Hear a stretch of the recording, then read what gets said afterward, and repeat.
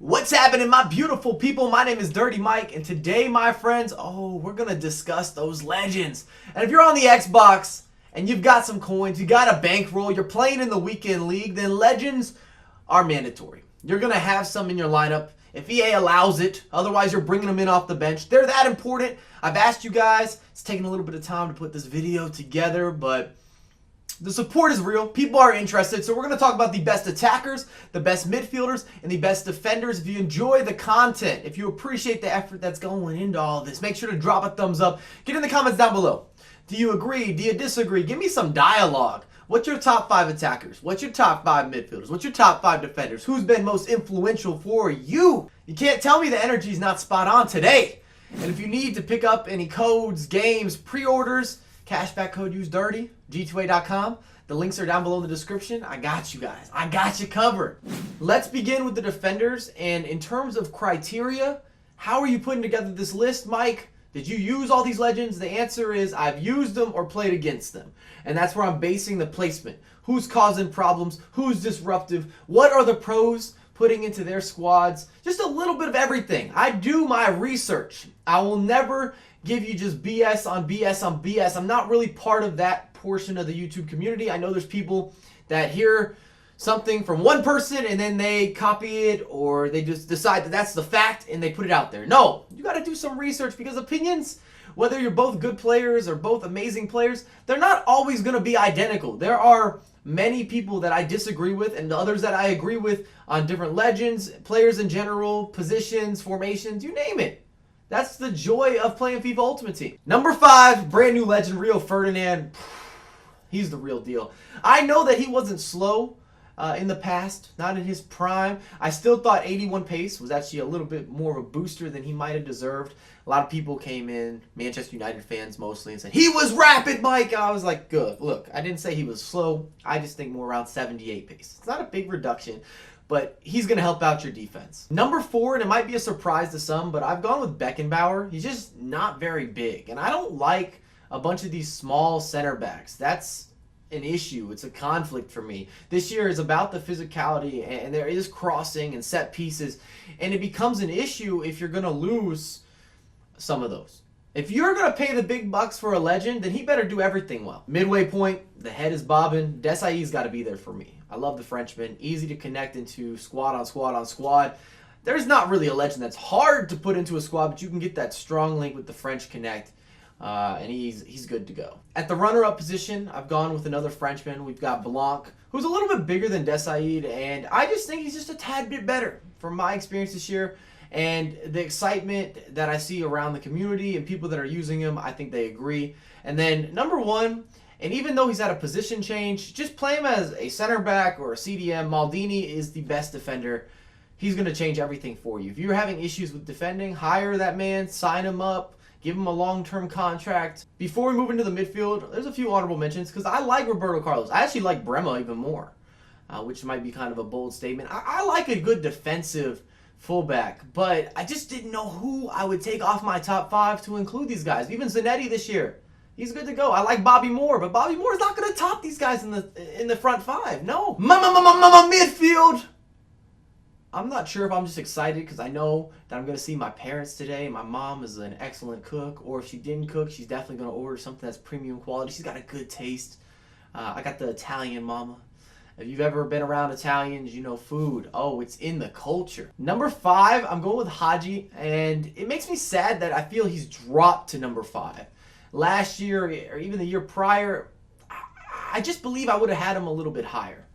I really enjoyed using him, and I'm not sure where EA logic came into play, but apparently he lost part of his 5-star weak foot. Now he's a 4-star weak foot, which makes no sense. I feel as if EA should come out and make statements when they make these types of changes. Hey, we made a mistake. This is why we changed it. And then we can debate that, as opposed to like trying to slide it under the carpet. And of course, we lift up the carpet. We know what's going down. We can use foot head. We can use foot bend.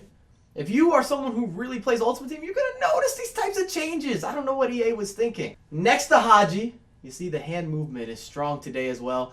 We've got another new legend, Petit. He's going to be your cheaper version of Vieira, even though I got to tell you, nobody in this midfield is going to be cheap. None of the top 5. But I'm looking at my list.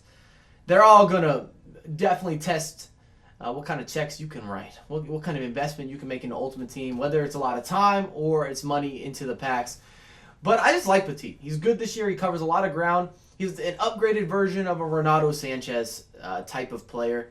He just is able to dictate what's going on. I'm telling you, players with long hair, you got to be careful with them types. You got to be careful.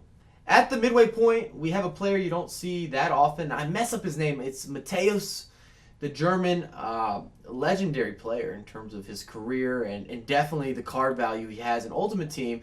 And normally this guy would be maybe the top if he wasn't competing against number 1 and number 2. And you're going to understand why I've got him at number 3 on my midfield countdown, because I think the two above him are both top tier players. And I'm talking God tier, top tier, not, oh, they're excellent, they're amazing. I'm talking best in the game. And that's what kind of puts him in a poor position. But if you're looking for just someone who can do everything, you have it. There could be some preference between number 2 and number 3, because at the runner-up slot, we have Vieira. And you guys can probably predict who's at number 1, Mr. Ruud Gullit. But see, Ruud Gullit is in this category that only Ruud Gullit shares. It's just him. 1 is the loneliest number. Yep, that's you, Ruud Gullit. Maybe Ronaldo's around there. You could say Vieira's competing, but Vieira is not as good as Ruud Gullit. And at this point, for me, Ronaldo is not as good as Ruud Gullit, but it's close. I'm not here to nitpick between the two, but that's why I said I could see you flipping maybe Vieira to number 3 and then moving up the German, but maybe not. I'd rather have Vieira, and this is why it's my countdown. I just think he breaks up plays like no other center mid in the game or CDM in the game other than maybe Ruud Gullit. When we're looking at honorable mentions or close calls, I do want to bring up players such as Littleman, who I still have lots of love for, man. I can co-sign you. Effenberg, another cheaper legend that is excellent. He's been consistent. Every year since they introduced legends, Effenberg has pretty much told me in an email, hey Mike, I got your back. If you need help learning German, I'll hook it up for you. And I've rewarded him with a position in every installment. He's made it into a starting 11 of some squad, and I'm always happy. I'm always pleased. He doesn't disappoint. He's consistent. And then we have Rui Costa, who I think is a monster this year. I really rate Rui Costa. If you have you're looking at probably 500,000 coins at least to pick him up. So when you're at that point, now you can look at the Petits and the Hajis, and it's just a matter of what type of player you need, because he is a true center attacking mid as opposed to a balanced center mid or a box-to-box or a CDM. But I like the midfield. Legend midfield, oh, it's going to improve things for you. It's time for the main performance. We're looking at attackers, which includes your strikers, your center forwards, and then your wingers. And at number 5, we have the new legend, high rated as well, Del Piero. I'm glad they improved his skill moves. He deserved that. I would love to meet Del Piero. I'm a little bit jealous. I did an interview with August Rosemeyer, and he actually had the opportunity to play against him in FIFA, which, yeah, that would be a good one. I'd like to have that opportunity. I'm a little bit jelly. If you're watching this video, Augie, we don't have any problems, but I'm going to remember that you were able to sit down and show him how to play FIFA. I know you said he wasn't the best. No surprises there. Number 4, and we saw this man in the Wembley Cup, Kluivert. Wow. What can I say? He's big, he's physical, he jumps well, he can shoot from anywhere, 4-star weak foot, 4-star skill moves. He's made to be successful in FIFA, and this year he surpassed the likes of his similar counterpart in terms of people usually go Crespo or Kluivert, and it's kind of a mix down the middle. I feel as if Kluivert has surpassed him in this year's installment just based on what's important. He needs to be in the top 5, where Crespo is more of a mention, at least for me. I still got a lot of love for Crespo, but I don't think we're ever going to see the FIFA 15 Crespo. Oh, I missed that guy. Midway point, and we've got Georgie Best. He's got that bowl cut. Gotta love it. If you've gone against Georgie Best, if you've used him in a draft, I've had the pleasure of doing both. Haven't put him into one of my squads and really tried to smash through 40 games, but he's common in the competitive scene. Not a coincidence there. He can do everything well. He's only downside is that he's small and he's not super physical, but outside of that, you find a weakness and we're talking about it. There isn't one. We got number 2 over here. We got number 1 right here. I don't know why we're doing these like shooting fingers. That needs to stop. Mike, you got to cut it. Stop watching rap videos.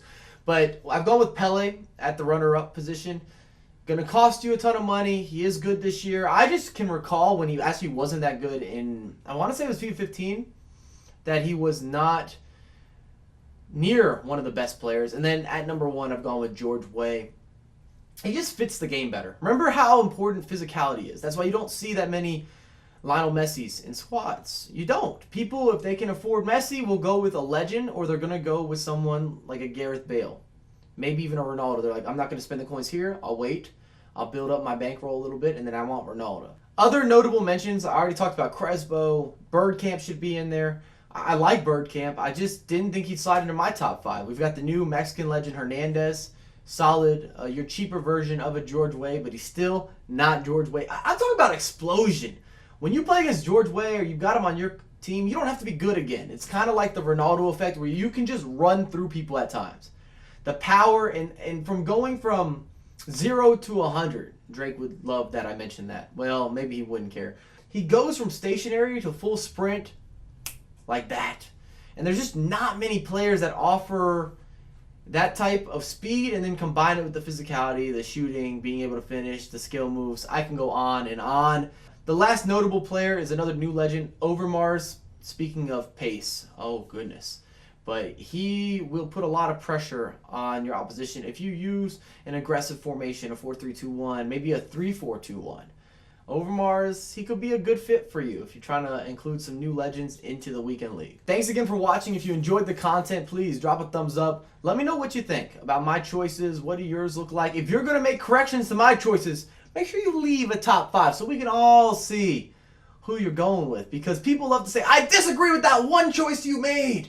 But I'm not listing anything else. I just don't like that you didn't include my man Birdcamp in the top 5 because I'm an Arsenal supporter, the Invincibles. I love that. People will do things like that to me, and that's fine. I'm not mad. I'm just saying, let me see your whole list. I'm not saying mine is the say-all, be-all. I just want a little bit of dialogue. We've all got dreams and ambitions, but I have a lot more content coming for you ASAP. Thanks for watching. Peace.